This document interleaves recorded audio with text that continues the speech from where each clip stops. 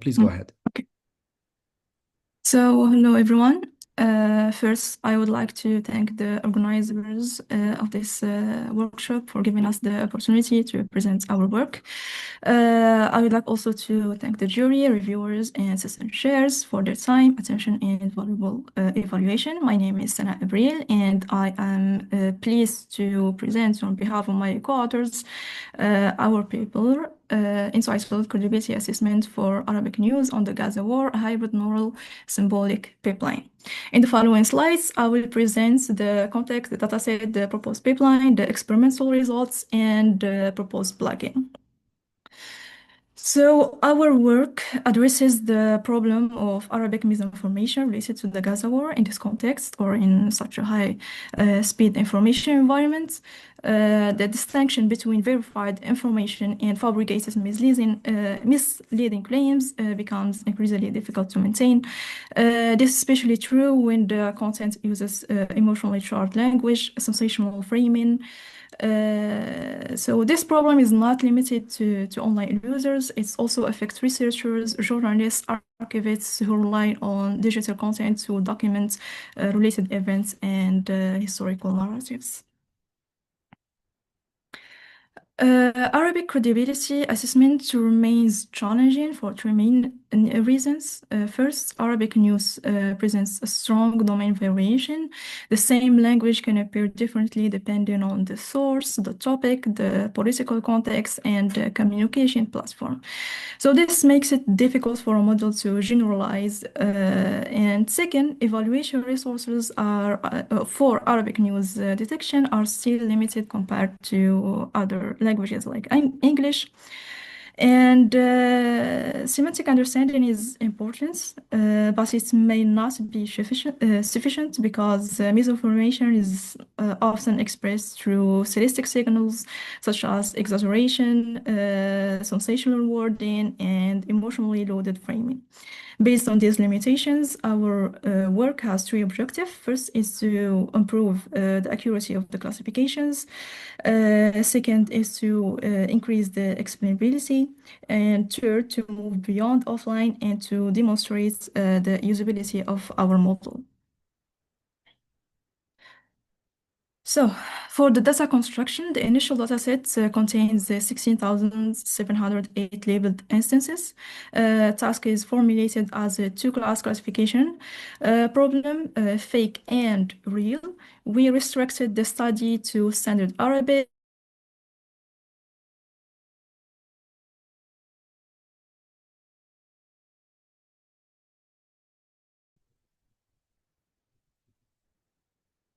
I don't know if I'm the only one who can't hear Main you. sources. Oh, you're back now. Okay. Yeah. I think, can you hear me now? Yeah, I can hear you fine now. Okay, perfect. So as I said, the dataset was constructed from three main resources. First, the IFND, Arabic Fake News datasets, while we preserved its original labels. We collected public posts from Twitter using keywords related to Gaza war and broader Palestine conflict. In this subset, posts were assigned to the fake news class when they come from non-authentic accounts or when they were explicitly associated with fake news hashtags. To present the real news class, we collected recent articles from established Arabic news outlets, including sources like Al Jazeera and Al Arab newspaper. 4 minutes. After collection, we applied filtering, cleaning steps. We retained only content related to the conflict using a set of Gaza and Palestine keywords. We also removed non-Arabic contents, duplicates, incomplete records, and, and of course, naughty text. So this is an overview of the proposed hybrid pipeline. This pipeline starts from raw Arabic news texts and progressively transforms into one decision. First, the input text goes through the pre-processing block. Then the clean text is sent to the feature extraction stage. At this level, the pipeline does not look at the text from one perspective. It also extracts three different types of information. First, we work with Arabert embedding to extract the semantic meaning. Then we move to the CN extractor to capture local textual patterns, such as short word combinations, repeated structures that might be useful for distinguishing fake and from the real news. Third, the fuzzy logic components that calculates an acceleration score using the EWMF function. This score represents the degree of which the text contains sensational or emotional clickbait style expression. After that, the pipeline moves to the fusion stage. Here, the extracted features are not treated separately anymore. They are combined into one unified representation, the gated fusion mechanism. So the gated fusion mechanism uses the fuzzy score as a control signal to strengthen the connection between statistic acceleration and the learned neural features. So this fused representation is passed through the classification stage. Several classifiers are trained and compared, including machine learning models, deep learning models, and LLMs. And finally, the models are evaluated. So in fake news detection, it is important to balance between precision and recall. That's why we choose the F1 score. As shown in the charts, BLSTM achieved the best F1 score, followed by Arabert and gated recurrent units. This confirms that bi-directional sequence models are effective for this task because they can capture context from both directions. This is one of the interpretations that we have. Also, combining hybrid features improved most model families. And this is what happens when we use the models with our added components and what happens when we remove them. So the result is that most models work better when we add the fuzzy score and CNN features. So the improvement does not come only from choosing a strong model, it also comes from the extra information we give to the model. 1 minute. Okay. To demonstrate the proposed model, we use the rebrowsing scenario to make the projection more transparent. The plugin highlights text spans. These highlights are generated using integrated gradients and with deletion testing. This helps identify the parts of the articles that most affected the model's decision. One of the limitations that we have is that our dataset is a source-based labeling. In our dataset, real news mainly come from established media, while fake news comes from benchmark data and social media. So this may introduce source or topic bias because the model may learn the writing style or source characteristic instead of learning only the true signals.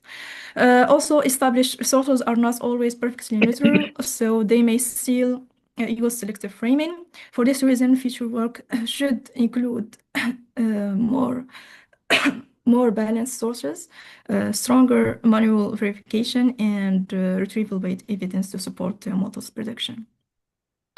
To conclude, our main takeaway is that Arabic fake news detection actually benefits from a hybrid approach by combining contextual semantic representations, local textual patterns. The proposed pipeline actually proves that both classification performance and explainability.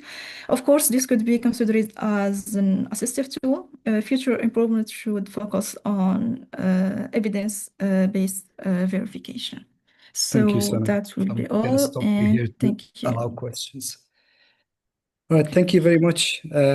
Really interesting topic. I mean, in general, about like fake news. Does anyone have any questions before we wrap up for, I mean, we just break for a coffee break? Any questions? Can I ask you how big were those models you used, like Quinn, for example? Was it three, I think that we eight? already mentioned the Queen. We use the Queen 2.5. I think that's 7 billion parameter one. All right. That's that's the model that we use here.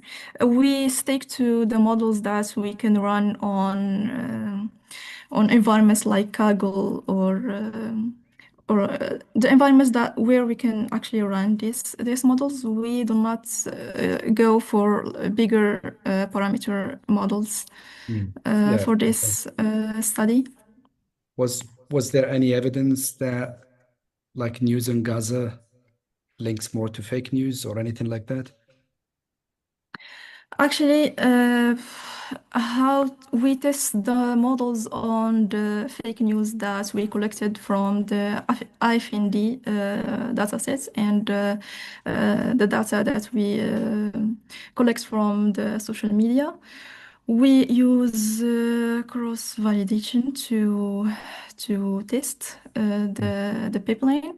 Otherwise, we cannot truly test it on new datasets or an external datasets beside that. That's from what we have. No. That's fine. All right. Thank you Okay. very much, Sana. And thanks to all the Okay. speakers of this session. There's So we're one. going to go into a So sorry. break. Like just one quick question for Sana. How you collect Sure. the data from Twitter?